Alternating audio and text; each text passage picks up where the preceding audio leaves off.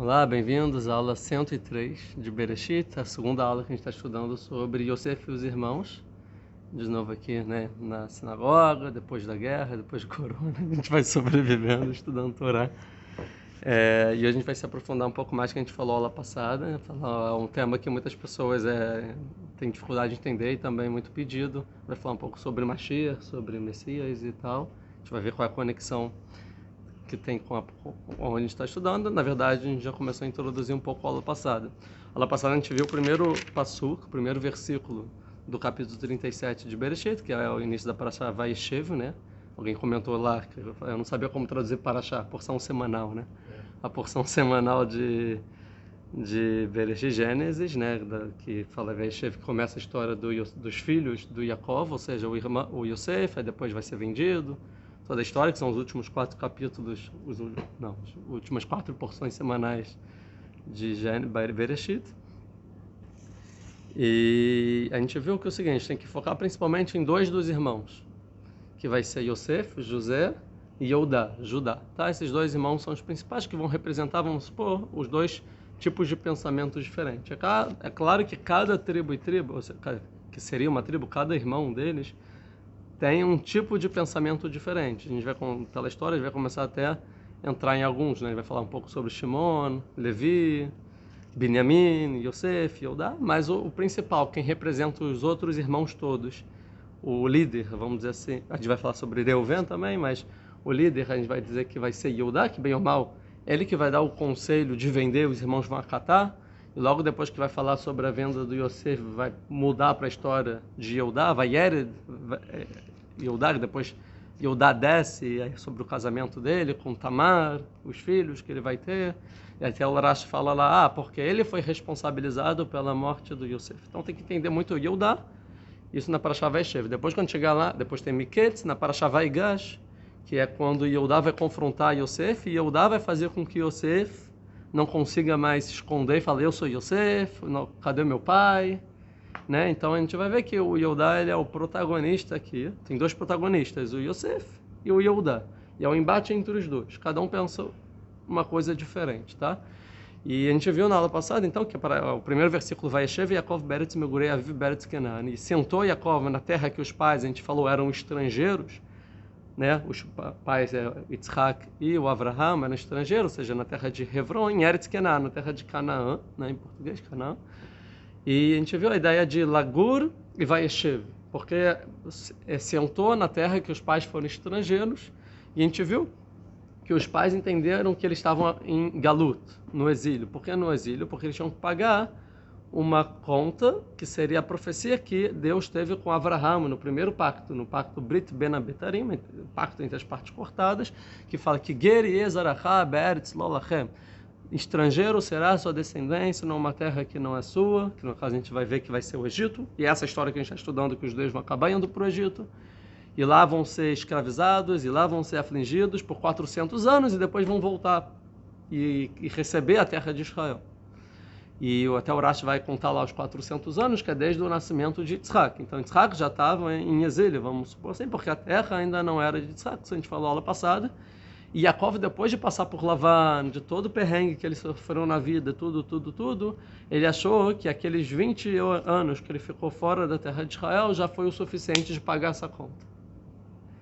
E agora ele já chegou na terra de Israel, pronto, agora chegou a Geulah, agora chegou a salvação. Ou seja, o momento que os judeus podem viver, não tinha judeus, os hebreus, né, a família de Yaakov, ele ganhou o nome Israel, ou seja, o Israel pode viver em paz em Eretz, na terra de Israel.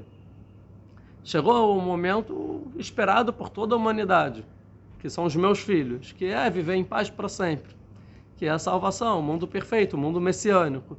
E Yaakov achou que chegou nessa época. Aí aí ele sentou, tanto que o Raja vai falar, vai trazer um Midrash. E ele sentou, não basta os tzadikim que vão ter o mundo futuro bom, ainda quer ter bem nesse mundo. E a ideia e aqui tem uma pergunta que a gente perguntou, que é, como assim? Por que o tzadik não pode ser bom nesse mundo? O tzadik vê tovlo, o tzadik, e o mundo pode ser bom para ele sim. É o justo que o tzadik seja bom nesse mundo. E a ideia é que o Yaakov, ele achou talvez que já ia passar agora para o mundo vindouro. Agora é época messiânica, pronto, o sofrimento do mundo acabou comigo. Quando eu virei Israel, cheguei na terra com meus filhos, os 12 filhos, pronto, agora é o mundo messiânico. Agora eu posso sentar, ficar tranquilo, estudar, ter calma e tranquilidade, que o mundo messiânico é um mundo de tranquilidade. Por isso que o Midrash fala, você quer sentar em tranquilidade? E aí para mostrar que não, fala Kafatz alav rogzó shel Yosef. Pulou sobre ele a raiva de Yosef. José, dos filhos, que é o acontecimento de Yosef. Raiva pode ser o sofrimento, o acontecimento.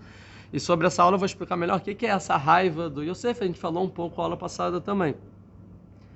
Que eu vou me aprofundar um pouco mais nessa aula então. Então não preciso trazer da aula passada, a gente se aprofunda nessa. Isso foi o resumo, tá? Nesses primeiros 5 minutos.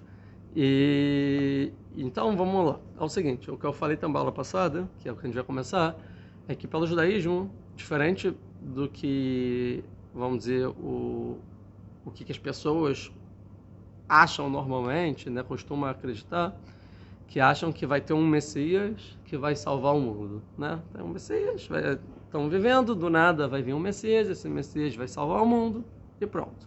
Sobre quem é esse Messias e tal, tem várias opiniões e religiões e por aí vai, né? O cristianismo acha que foi Jesus, não sei se ele vai voltar, se ele, não sei exatamente. O islamismo, Maomé, ou seja, alguém vai salvar e pronto.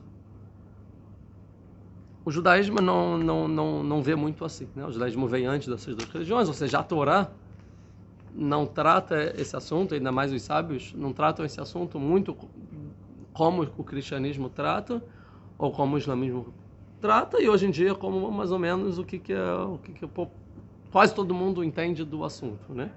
Para o judaísmo, ele acha que pelo judaísmo não vai ter só um Messias, e sim vão ter pelo menos 2.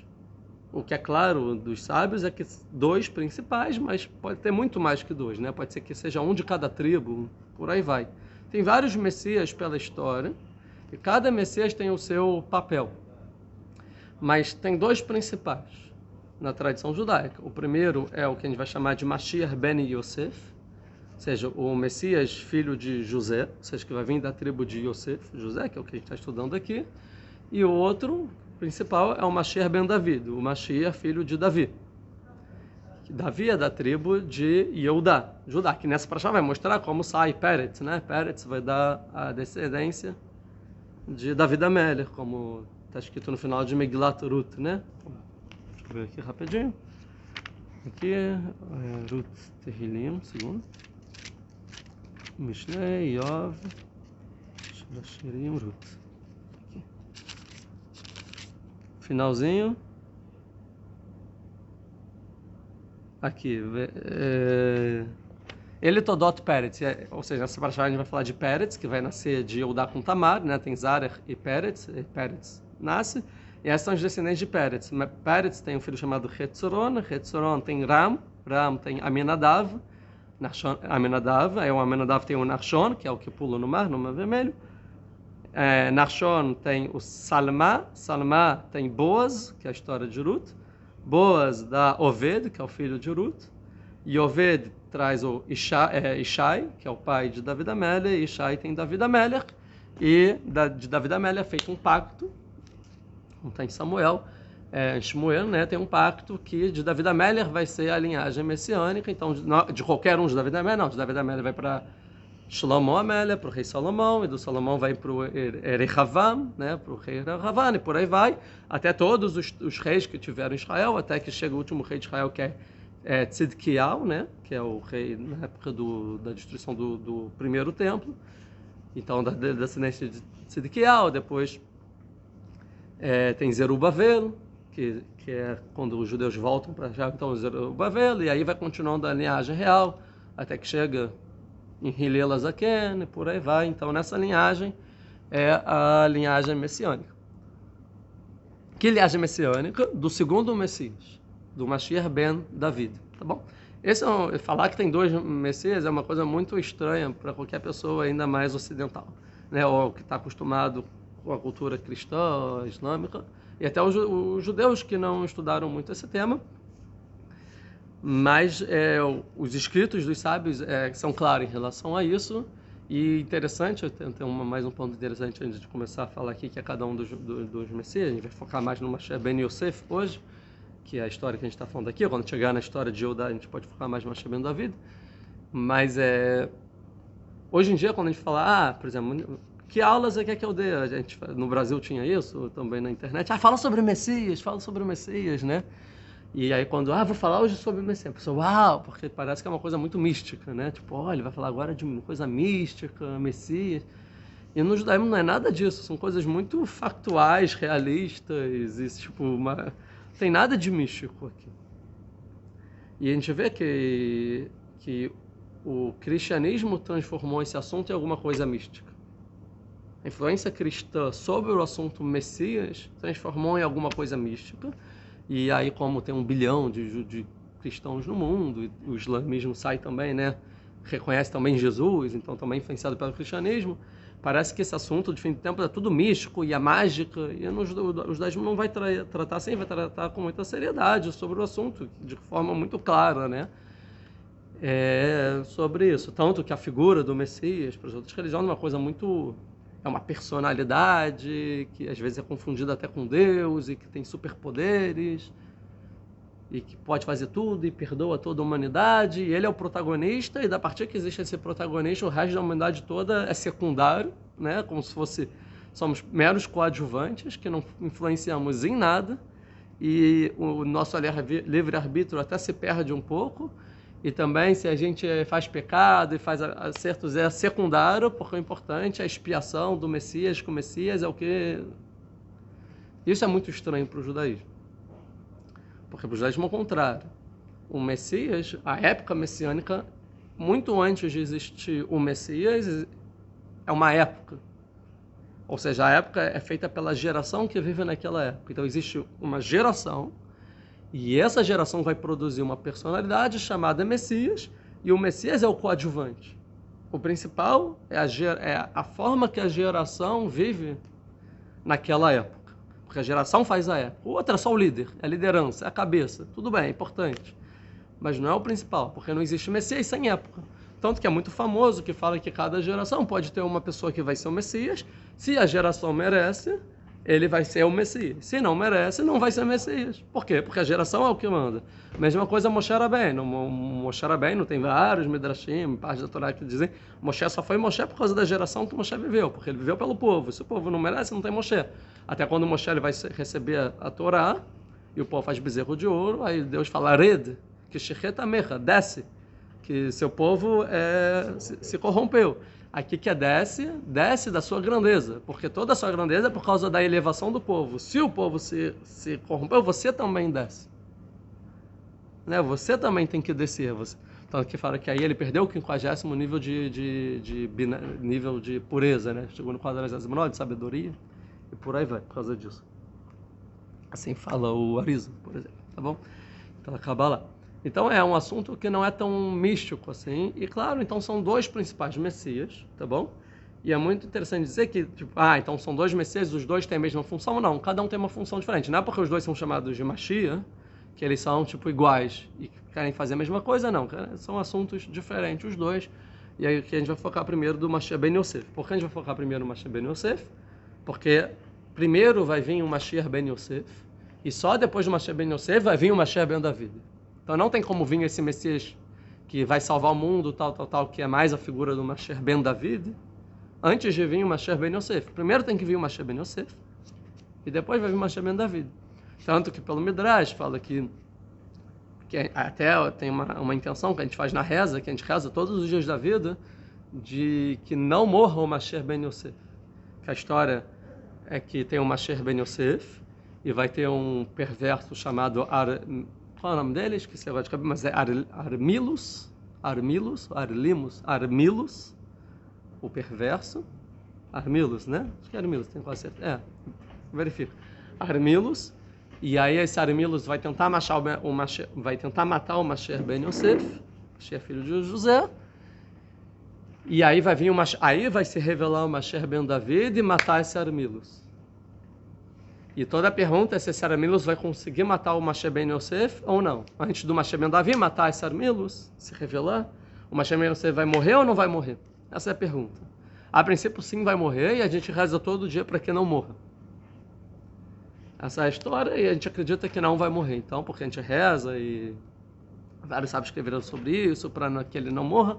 Então tem uma dúvida. Se o Mashiach ben Yosef vai morrer ou não antes de vir o Mashiach ben David. E a princípio o Mashiach ben David, que o Mashiach ben Yosef não vai morrer. O Mashiach ben David vai chegar antes que o Mashiach ben Yosef morra. E assim, e depois vai ser, vamos dizer, o mundo perfeito. Né? Depois, óbvio que depois terão outras etapas, o mundo não acaba aí, né? Só acaba uma etapa do jogo, vamos dizer assim. Achou? Não sei se não é o que acho que é nazi esse, não deve ter. Pessoal no Sefaradi. Ah, já viu, hein? Cabe Shofar Gadol. Acho que até cabe Shofar Gadol, né? Tá.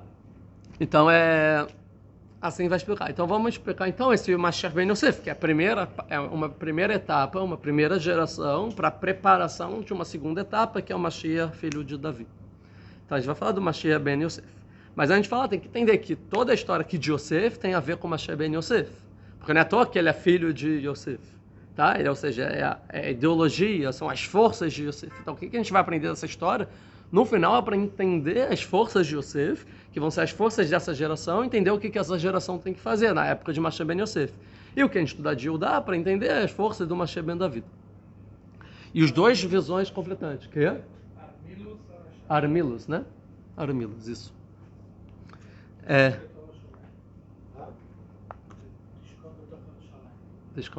Isso. Então, toda a ideia é isso. Então, as forças, e essas duas forças, de Mashiach ben Davi e Mashiach ben Yosef, elas estão brigando nesse momento. Mas agora a gente não existe na história nem o Mashiach filho de Yosef e nem o Mashiach filho de Davi. Existe o Yosef e Yehuda. O Yosef é o Mashiach ben Yosef? Não necessariamente. Yosef é uma pessoa e ele vai ter um desenvolvimento, como dizer assim, personagem, através da história de Bereshit, até o momento da morte dele. E aí, lá a gente vai conseguir entender mais as forças do Mashiach ben Yosef. É a mesma coisa Yehudá. Yehudá é um personagem, ele vai ter um desenvolvimento, e lá no final da história a gente vai poder entender um pouco mais sobre o Mashiach ben, né, de Yehudá. Ainda vai ter David Amélia, quando chegar em David Amélia, talvez entender mais sobre o Mashiach ben Yehudá. Tá bom? Então, vamos entender. Para entender o Mashiach ben Yosef, a gente tem que entender o nascimento de Yosef. Eu já falei várias vezes sobre o nascimento de Yosef, vou voltar mais uma vez. Espero que seja a última sobre esse assunto, né, nessa série. Rachel não consegue engravidar, certo? A mulher amada, e a gente sabe que Yaakov queria casar com Rachel. Todo esforço de Yaakov era por Rachel, certo? Isso fala o Rashi. Cadê? Aqui. Ele Todot Yaakov e Yosef. E essas são as descendências de Yaakov e Yosef. E vai contar a história de Yosef. Yaakov não teve só Yosef, teve outros filhos, né? Por que não conta? Por que só Yosef? O Rashi vai trazer Midrash. Shekol Atzmo. Olha o que fala o Rashi. Uma das explicações. Shekol Atzmo Shel Yaakov lo avad etzel Lavan ela berahel. Porque toda a essência de Yaakov só trabalhou para Lavan por causa de Rachel. Tudo que aconteceu na história de Yaakov foi por Rachel. E então, Rachel teve Yosef. Então, tudo que viveu Yaakov no final das contas foi para nascer Yosef. O resto veio sem querer. Yaakov não queria casar com Leá. Então, os 6 filhos de Leá não estavam no planejamento de Yaakov. A gente falou na aula de Reuven um pouco sobre isso no final. E os filhos das escravas é porque uma não conseguia engravidar. E também os outros 4... Mas o que Yaakov queria era Yosef. Quando Rachel tem Yosef, ela reza para ter mais um filho, Binyamin. Mas a ideia do Yosef representa tudo aquilo que Yaakov queria. Tanto que, até Yosef nascer, Yaakov continua com Lavan, não volta para Israel. E assim que Yosef nasce, vem Yaakov e fala, agora vamos voltar para a terra de Israel. Nasceu Yosef, pronto, posso voltar na terra de Israel. Por quê? Porque se Yosef nasceu, essa é a minha Toldot, essa é a minha geração. Ou seja, pronto, eu posso ser Israel. Se Yosef existe, proposta cumprida, agora Israel pode nascer. Se Yosef ainda não existe, então Talvez é uma das explicações do Rashi. Essas são as descendências de Jacob e Yosef, ponto final, mas nenhum dos outros. Vai explicar melhor a aula que vem sobre outras explicações, mas a princípio. Então Yosef é muito importante, porque tudo. Quem Jacob amava? Rahel. Por quem ele trabalhou para casar? Para Rahel. Quem queria ter filho? Com Rahel. Então a continuidade de Jacob é Yosef. Tá? E aí então Yosef nasceu, eu posso voltar para a terra de Israel. Então quando eu tirei a página que bobice, calma, desmarquei. Aí quando vai nascendo, né, que então Rachel, ela não tem filhos, e aí no final vai escor Elohim et Rachel, e lembrou Elohim de Rachel. E a palavra Vaizkor, ele lembrou, a única vez que aparece é com Yosef aqui. Não aparece em nenhum outro nascimento de nenhum outro filho. E lembrou. Então Deus lembra de Rachel. Vaishma Elea Elohim, Vaifta et Rachma. E aí então ela engravida, né? E tem um filho. E é interessante que pela Kabbalah, uma parte mística, a gente estudou isso, lembra que no Shabbat a gente estudava Mamar HaGeulá, um livro do Ramchal sobre a Geulá, e aí o Mamar HaGeulá fala exatamente isso. Toda vez que a Torá fala a palavra Vaizkor, e lembrou esse verbo, né? Lizkor, tem a ver com Mashiach ben Yosef. Tem a ver com a época messiânica de Mashiach ben Yosef. E a gente estudou na época que a palavra Vaifkod, Pakad, tem a ver com Mashiach ben David. Lembra disso que a gente estudou? E isso tem em outros livros também, fugiu o nome. O Gaon Mivina fala também disso, no Kolator, livro que fez para os alunos dele, vários outros livros. Então a palavra Vaizkor tem a ver com Mashiach. Então quando Deus fala Vaizkor, quando mais fala Vaizkor? Em Noé. Noé está na arca, tem um dilúvio, escondendo da arca, Vaizkor, e Deus lembra de Noé, e aí renova um pacto com a humanidade.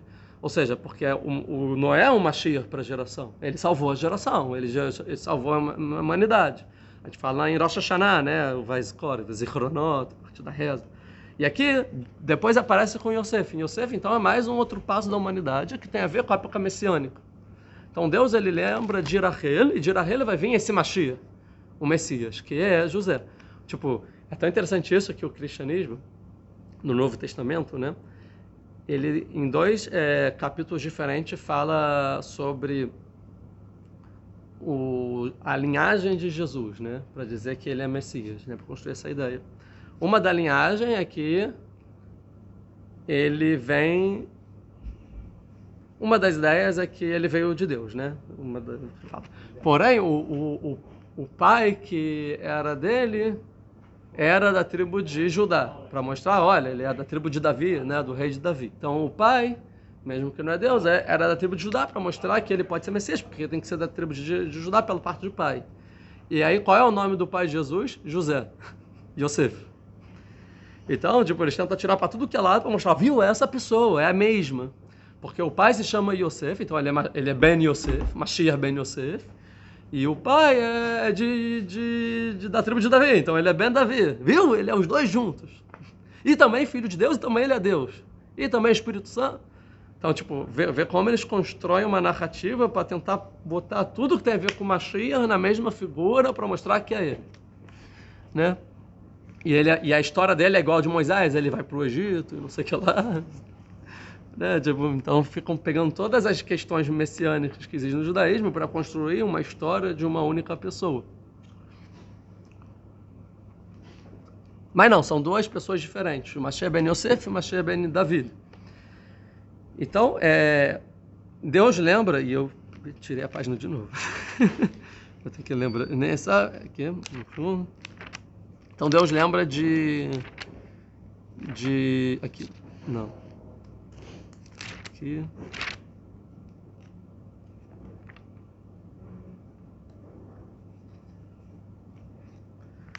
perdi de novo, aqui, chegando, aqui. Então vai escolher, ele lembrou, seja o potencial de Mashiach. Elohim Trachem vai chamar Elohim. Vatahara Vataled Ben, e ela engravida e tem um Ben, a gente já falou sobre Ben, que Ben é sempre o Mashiach, no caso, uma força mais que está vindo. Vatomer, e ela falou, Asaf Elohim et Herpati. E Deus, ele é Asaf. O que é Asaf? Ele reuniu a minha Herpati, a minha vergonha. Deus, ele reuniu a minha vergonha, porque a princípio, até agora eu não engravidava, depois engravidava. Então, Asaf, o nome Yosef vai vir mais ou menos de Asaf, de reunir, né, Urashi. Asaf, Achnissaba Makom Shalot, juntar, né, reunir. Vechene Sof Herpati, Veloz sabe, por exemplo, Urashi fala isso. Vatekrat chamou Yosef, e ela chama o nome de Yosef. Yosef não é o verbo de Leosif, porque Asaf vem do verbo Leosif. Lesof. Lesof, juntar, né, reúne. Yosef vem de acrescentar, e não de reunir, de acrescentar. Tá bom? Então ele vai falar, o nome vai ser chamar de Yosef, dizendo, Yosef Hashem li ben Acher, que Deus me acrescente um outro filho. Então ela chama de Yosef para que tenha um segundo filho, ou seja, Binyamin. Vai Rachel Adal Rachel, e quando Rachel teve o filho, et Yosef, falou Yaakov para Lavan, vou voltar para minha terra. Tá? Então é exatamente isso. E aqui a gente tem que ver então alguns versículos interessantes. A gente vai ver o seguinte, do Vaiskor, vamos ver como está ligado o Vaiskor, ou seja, lembrar com a parte de Mashiach. Por exemplo, a gente pode ver em Irmial, Jeremias 31, vou ver em português, 31, versículo 19.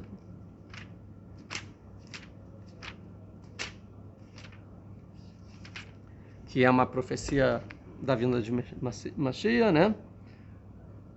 Aqui, pois assim disse o Eterno, canta-te com alegria, ó Jacó, e exulta-te perante todas as nações, proclame em voz alta o teu louvor. O Eterno diz, salva o Eterno, os remanescentes do teu povo Israel, eis que das terras do norte hei de vos trazer, e das mais distantes confins hei de congregar a todos, e juntos virão o cego e o coxo, a mulher grávida e a parturiente, e voltarão juntos formando uma grande multidão. Com pranto virão, ouvirei suas súplicas e conduzirei por um caminho repleto de fontes, que se estende pleno e no qual não tropeçarão, pois me tornei um pai para Israel e Efraim é meu primogênito. Então, aqui é sobre a volta dos judeus para Israel, que é a parte da Geulah, quando os judeus vão voltar dos 4 cantos do mundo, né? A terra do norte, por aí vai. E no final fala, e Efraim é meu primogênito. Por que Efraim? Efraim é o filho de Yosef, que representa Yosef. Efraim Menashe, mas Efraim é o principal tribo. Então Efraim é meu primogênito. Lembrando que é de Yosef. Por quê? Porque a força de Yosef é a reunião. Esof, e Deus reuniu, congregou a minha vergonha.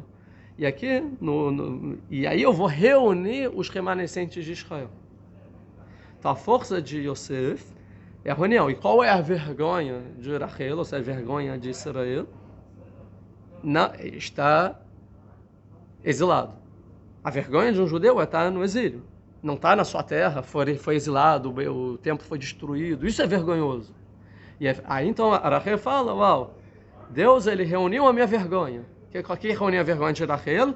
Vão juntar os filhos para a terra de Israel, porque a gente já explicou que a Rachel não é enterrada em Me'arat HaMachpelah, e sim no limite da terra, porque ela chora em prantos para os filhos voltarem para Israel. Essa é a vergonha de Rachel, que os filhos saíram. Então Deus vai reunir. Tá? E aqui a gente vai ver que todos os nomes que as matriarcas deram é tudo profecia, né? Tipo, da essência daquele filho. Tanto que tem o Midrash. Cadê o Midrash? O Midrash ele vai falar, cadê?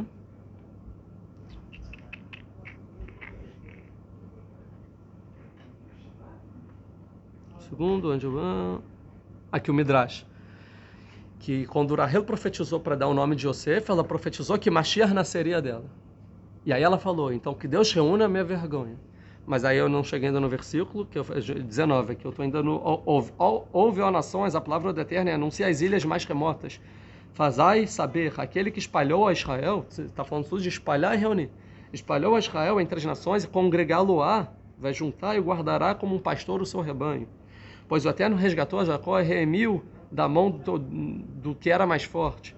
E ascenderão a Sião, e lá cantarão em júbilo, e fluirão em sua direção as torrentes da bondade do Eterno, como trigo, vinho, azeite, as crias das ovelhas e do gado, tua alma será como um jardim bem regado, e nunca mais haverão de desfalecer, nunca mais vão sair de Israel, né? Nunca mais. Então toda moça virgem se alegrará na dança e com a música, e juntos se rejubilarão moços e velhos. Já acontece isso em Israel? Já, né? Tudo isso. Porque converterei os seus prantos em regozijo, os consolarei de sua tristeza e lhe trarei somente alegria. Saciarei a alma do sacerdote com a gordura das oferendas, isso ainda não, e meu povo se sentirá feliz por experimentar minha bondade, diz o Eterno. Agora, 14. Assim diz o Eterno, ouve-se de Ramá um clamor do lamento e o choro amargo. Era Rachel chorando por seus filhos. Ela se recusa a se deixar consolar. Ou seja, essa é a vergonha de Rachel, pela perda de seus filhos, porque eles já não existem.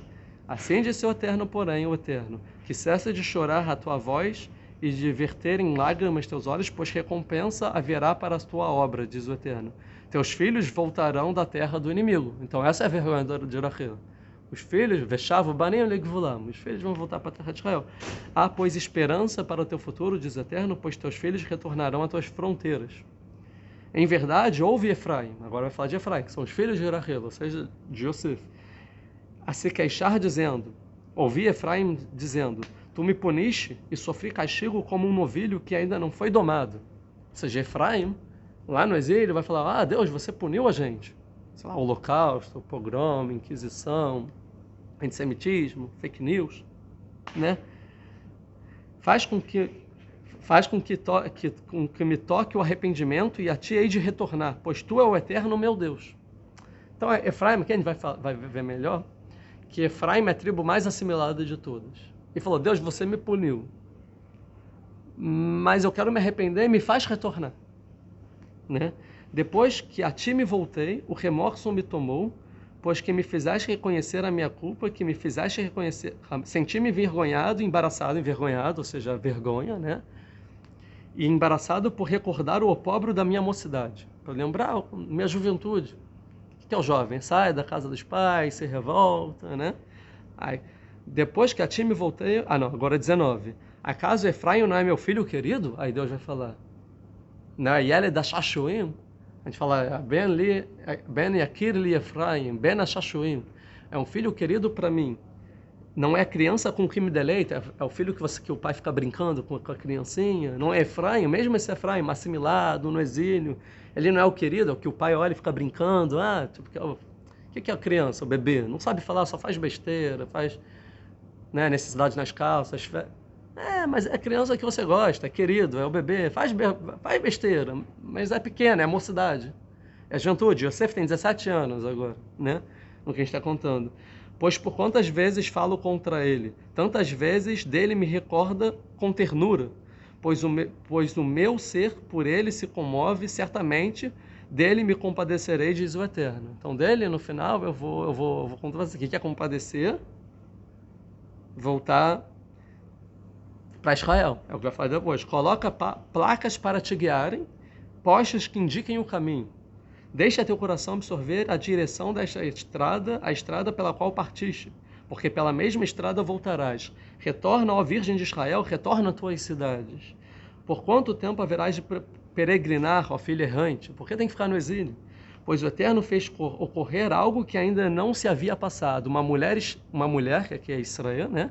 Que cortejará um homem, que pelo arrependimento vai voltar para Deus, vai voltar para Israel. Assim diz o Eterno dos Exércitos, o Deus de Israel ainda se pronunciará na terra de Judá e nas suas cidades, enquanto eu fizer retornar seus cativos.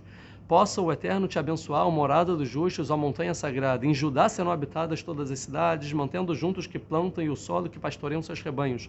Porque eu terei saciado a alma sedenta e removido a sua angústia. Esta visão fez com que, ao dela despertar, eu me sentisse confortado. Então, é uma das profecias, né? Depois, aproximam-se os dias, o Eterno semearei a casa de Israel, a casa de Judá, com as sementes de seres humanos e sementes de animais. Ou seja, continua. Ou seja, estabelecer um novo pacto, a casa de Israel com a casa de Judá. E depois vai falar, em seguida, da junção entre a casa de Judá e a casa de Israel. Mas isso já é um outro capítulo, que é quando Yodá e Yosef se apaziguarem, mas mais daqui 2 parashiot.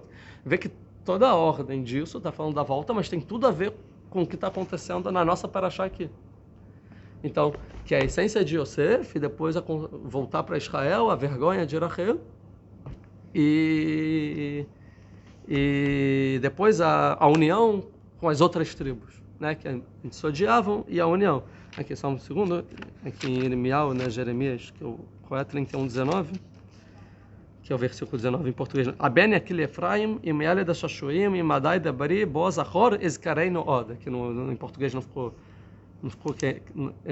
ficou claro, que eu li, como está em português. Acaso Efraim não é meu filho querido, né, criança com que me deleito, pois por quantas vezes falo contra ele, tantas vezes dele me recordo com ternura. Não me recordo com ternura, está escrito bem aquele Efraim, né? Mimadei de bribó, zachor eskereino od. Eu vou lembrar, escor, vai escor Elohim et Rachel. E Deus lembrou de Rachel.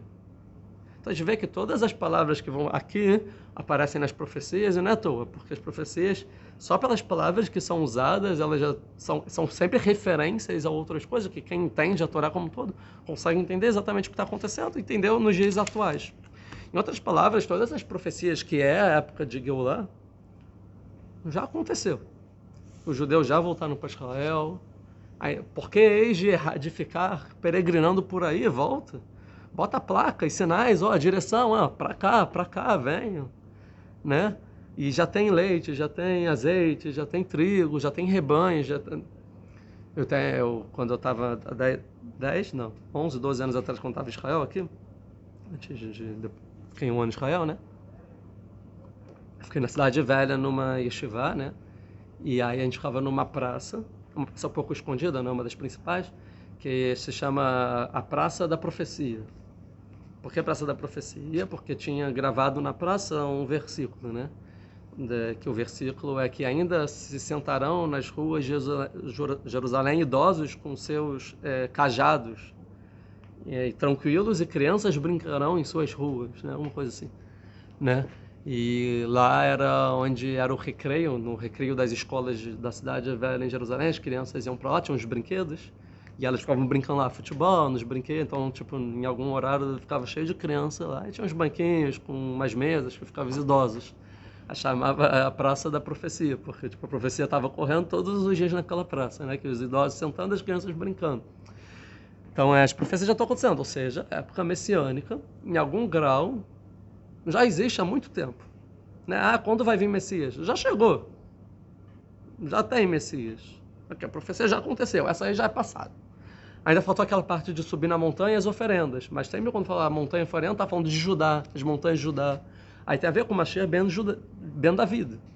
Mas a parte do Yosef, de lembrar, de recordar, de voltar e tal, já aconteceu. Então, a palavra, então, Yosef, Leosif, né, que é a palavra que foi dada para Yosef, a palavra Leosif tem dois significados. Uma é reunir, e a segunda vem da palavra sof. Sof é fim, dá um fim, né? Final. E esse é o papel do Mashiach ben Yosef. Reunir os judeus de sua vergonha, ou seja, de fora da terra de Israel, e trazer para a terra de Israel, e dar um fim ao exílio.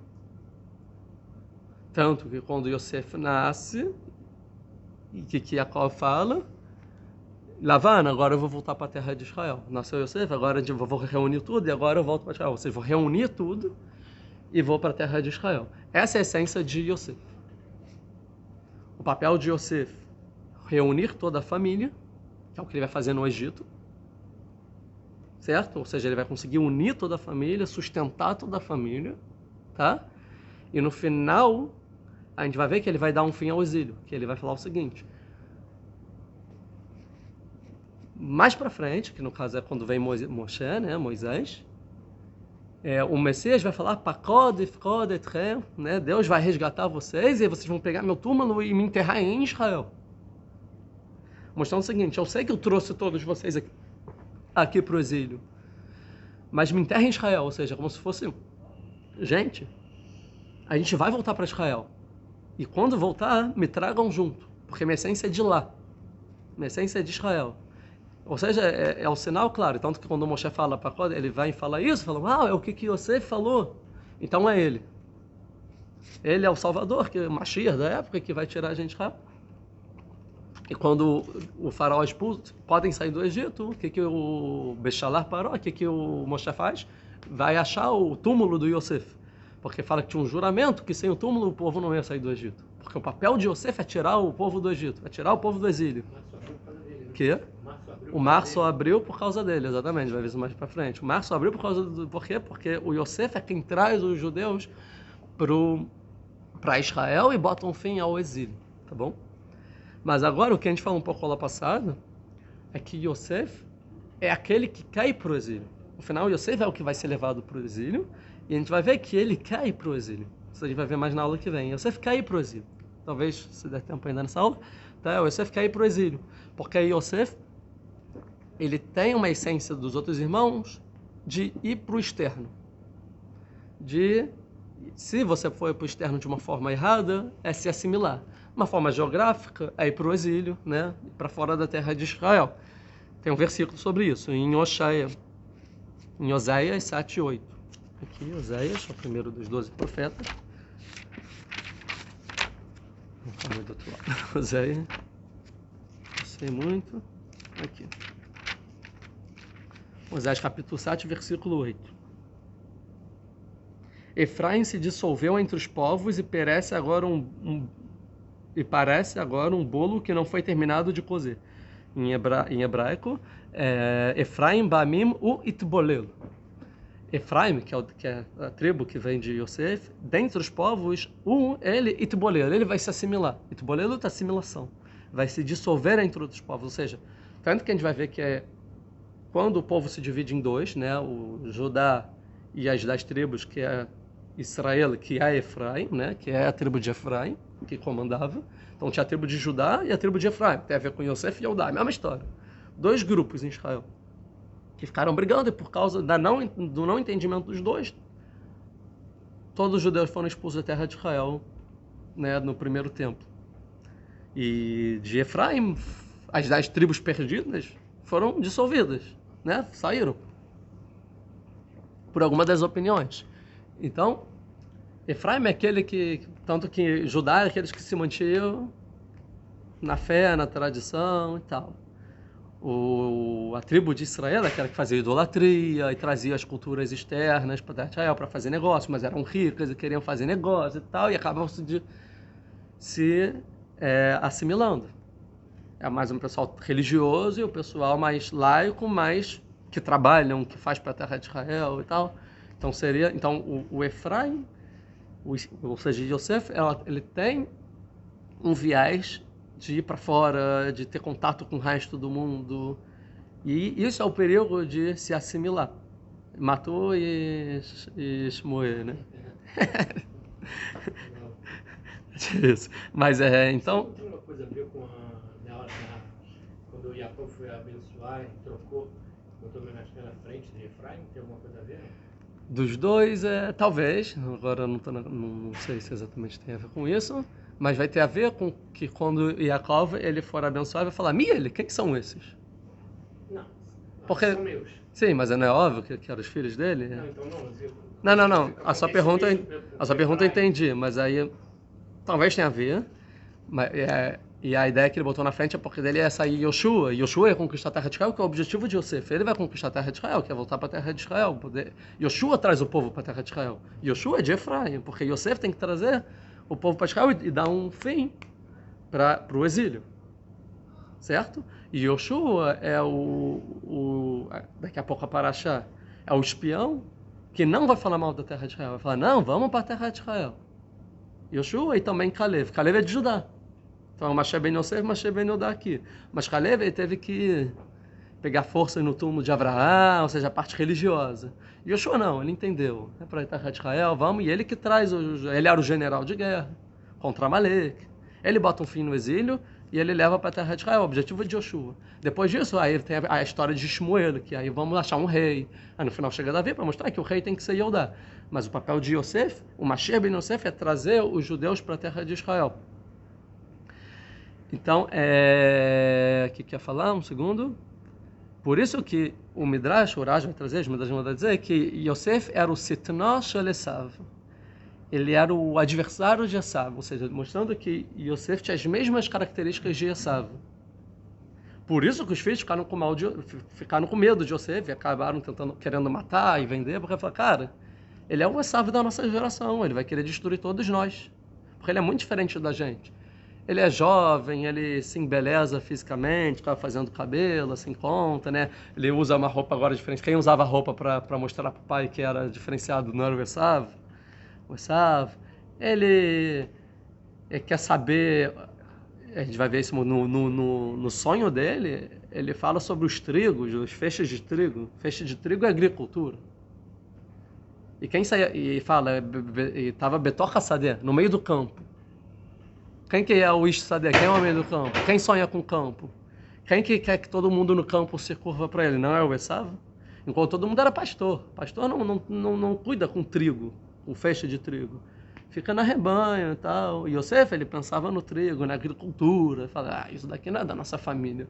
Isso é uma pessoa muito adiantada da tecnologia e não quer saber muito das tradições. Então, Yosef, eles achavam que Yosef era o novo Esav. E a gente vai ver que as forças de Yosef são as mesmas forças de Esav. Quem é Yosef? Yosef vira rei, resolve problemas econômicos, políticos, que não é a família não é o religioso. O religioso estuda, ensina, né?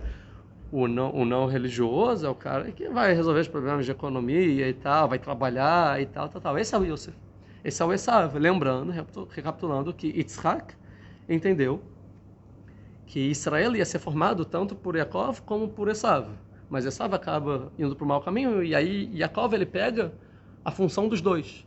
Porque o Yaakov era Kol Yaakov, era a voz de Yaakov, era o homem íntegro que sentava nas tendas, ou seja, estuda a Torá, né, a parte ética e tal, ideológica e tal. E Esav é o Sadeh Tzad, o homem que sai para o campo, que é a pessoa que realmente vai consertar o mundo, vai resolver os problemas sociais, os problemas econômicos. Os problemas, a tecnologia, desenvolver o mundo. É o cara que vai sair para o campo, vai trabalhar, botar a mão na massa. Os dois juntos é Israel, porque Israel tem essas duas funções. Mas o Esav acaba desistindo. E acaba fazendo isso de uma forma errada, não ética, cruel, má.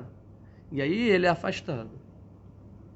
A pergunta é, se Yosef for posto no mesmo local que Esav foi, para o meio do campo, sozinho, ele vai ser um Esav da vida, ou ele vai desistir, ou ao contrário, ele vai conseguir se manter íntegro mesmo assim?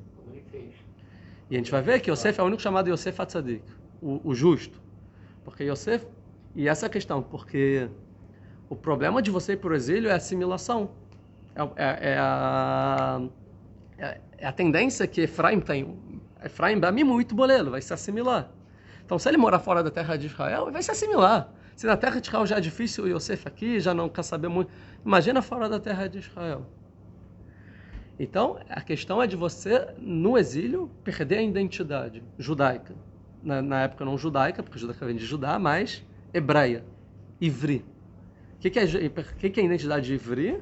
Que veio de Eretz Ivrim, da terra dos hebreus, ou seja, é uma identidade nacional com vínculo com a sua terra, que era onde Yaakov agora vai tentou, agora que é a nossa terra.